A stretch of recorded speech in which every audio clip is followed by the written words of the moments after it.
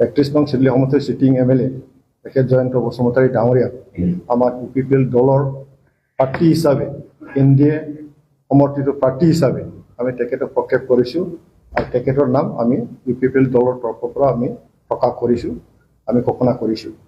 আজি United People's Party liberal আমাৰ কোকৰাঝাৰৰ মুখ্য কাৰ্যালয় সাংবাদিকসকলক লৈ এটা সাংবাদিক মেল আয়োজন কৰা হৈছে। ইয়াত উপস্থিত আমাৰ সকলো প্ৰিণ্ট মিডিয়া আৰু আমাৰ যিটো টিভি মিডিয়া সকলো সাংবাদিক বন্ধুসকল, আমাৰ আজি এই যিটো প্ৰেছ মেল ইয়াত উপস্থিত আছে আমাৰ দলৰ সাধাৰণ সম্পাদক অৰ্গেনাইজেশ্যন মাধৱ চেত্ৰী ডাঙৰীয়া, আমাৰ মাজত উপস্থিত আছে এমএলএ লৰেন্স ইছলাৰী ডাঙৰীয়া, এমএলএ জিৰণ বসুমতাৰী ডাঙৰীয়া আৰু আমাৰ দলৰ জ্যেষ্ঠ নেতা ভাইচ প্ৰেচিডেণ্ট আব্দুল হক চৰকাৰ ডাঙৰীয়া আৰু আমাৰ দলৰ সকলো বিষয়ববীয়া উপস্থিত আছে। বিশেষ ইম্পৰ্টেণ্ট এটা ইভেণ্ট লৈ পেলাই আজি আয়োজন কৰা হৈছে। ইতিমধ্যে বহুত আপেক্ষিত এটা বিষয় আমাৰ ভাৰতৰ সাধাৰণ নিৰ্বাচন লোকসভা নিৰ্বাচন হ'বলৈ গৈ আছে, আমি সকলোৱে জানো। আৰু ইয়াৰ বাবে বিভিন্ন ৰাজনৈতিক দলে বিভিন্ন ধৰণৰ তৈয়াৰী কৰি আছে। তো আমি অসমৰ এনডিএ পাৰ্টনাৰ হিচাপে United People's Party Liberal NDA partner হিচাপে এটা শক্তিশালী আঞ্চলিক দল হয়। অসমৰ সন্মানীয় ডক্টৰ হিমন্ত বিশ্ব শৰ্মা ডাঙৰীয়াৰ নেতৃত্বত তিনিটা দলৰ মিত্ৰ দলৰ চৰকাৰ চলাই আছে, বিজেপি, ইউপিপিএল, এজিপি।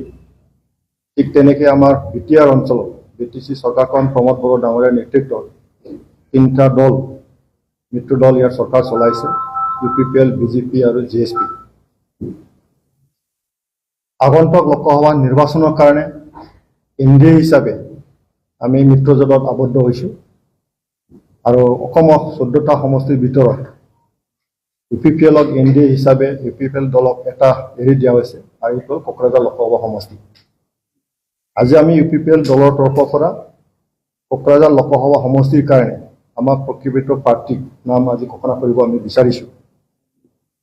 তো ইতিমধ্যে আমাৰ দলৰ মাজত মজিয়াত আমি আলোচনা কৰিলোঁ, এটা সিদ্ধান্তৰ উপনীত হ'লোঁ আৰু আজি প্ৰকৃত নাম আপোনালোকৰ জৰিয়তে ৰাইজক আমি জনাব বিচাৰিছোঁ।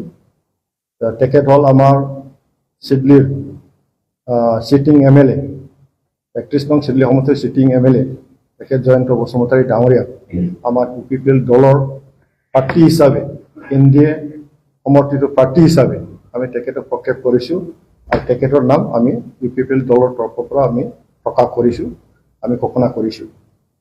আমি আশাবাদী আৰু আমি নিশ্চিন্ত যে এনডিএ হিচাপে আমি অসমত কাম কৰিম। আমাৰ বিটিআৰ অঞ্চলত দুটা সমষ্টি আছে, কোকৰাঝাৰ লোকসভা সমষ্টি আৰু দৰং ওদালগুৰি সমষ্টি। আৰু আমি বিজেপি আৰু ইউপিপিএলৰ মাজত বুজাবুজি আমি কৰিছোঁ।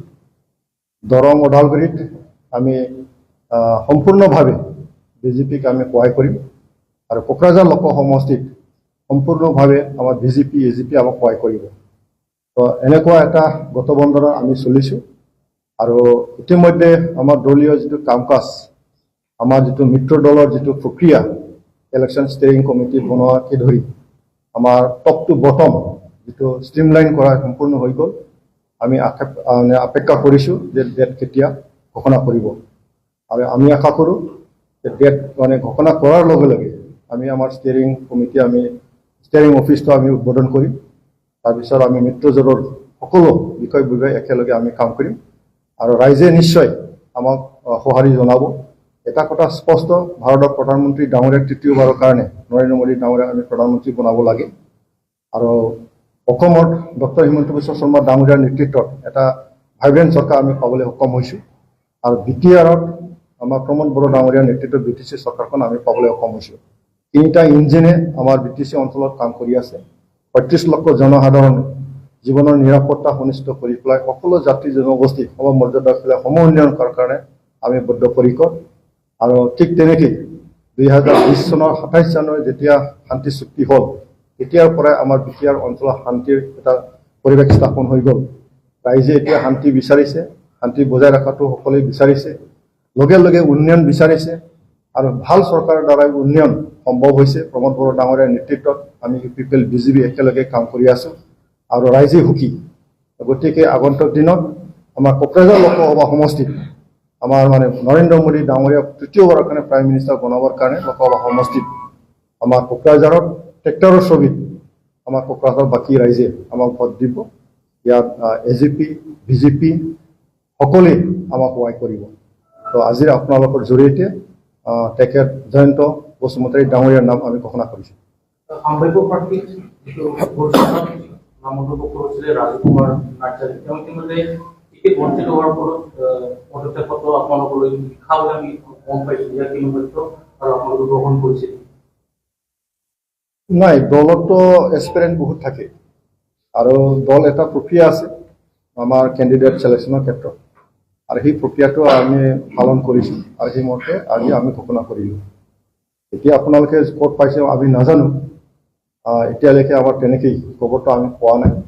গতিকে ক'ৰবাত যদি এনেকৈ যদি নিউজ থাকে নিশ্চয় আমি চাম, এতিয়া আমাৰ দলৰ মাজত আমি আলোচনা কৰিম। আৰু এছপিৰেণ্টটো বহুত থাকে, অকল ৰাজু নহয়, ইয়াত মানে 3জন 4জন 5জন মান এছপিৰেণ্ট সকলোৱে বিচাৰিছিল, কিন্তু দলৰ যিটো চিন্তা কোনোবা এজনক আমি দিব লাগিব। আৰু কথাটো হ'ল আমাৰ মানে সকলোৰে মনোভূত ব্যক্তিক আমি দিবলৈ চেষ্টা কৰিছোঁ আৰু ৰাইজে এই কথাটো বুজি পায় আৰু নিশ্চয় আমাৰ জয়ন্ত বসুমতাৰী ডাঙৰীয়াক ৰাইজে ভোট দিব।